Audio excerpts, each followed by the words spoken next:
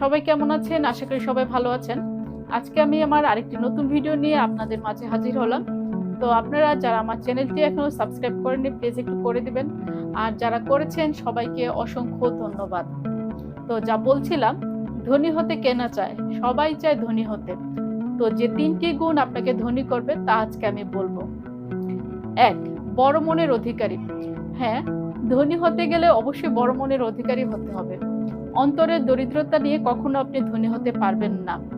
বেহিসেবি হবেন না, আবার কৃপণও হবেন না।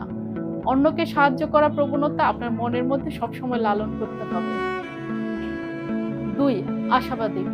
হ্যাঁ, জীবনে প্রতি ক্ষেত্রেই আপনাকে আশাবাদী হতে হবে।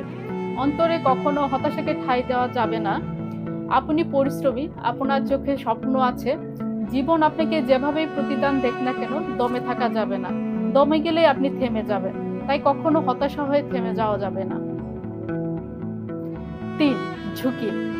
যারা ঝুঁকি নিতে ভয় পান তারা জীবনে কখনো সফলতার মুখ দেখতে পান না। তাই আপনাকে ঝুঁকি নিতে জানতে হবে। হ্যাঁ, তবে অবশ্যই অবদের মতো সব বিষয়ে ঝুঁকি নিলে চলবে না। অনেক বুঝে শুনে পর্যবেক্ষণ করে তারপরে আপনাকে যেকোনো কাজে আগাতে হবে এবং ঝুঁকি নিতে হবে। মনে রাখবেন, ঝুঁকি নিলেই সেখানে সৃষ্টি হবে সম্ভাবনা। তাই ঝুঁকি নিয়ে আপনি ভালোভাবে যদি পর্যবেক্ষণ করে চলেন তাহলে সেই কাজে আপনি অবশ্যই সফলতা অর্জন করবেন।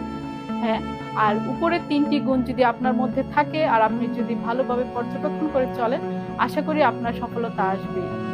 ধন্যবাদ।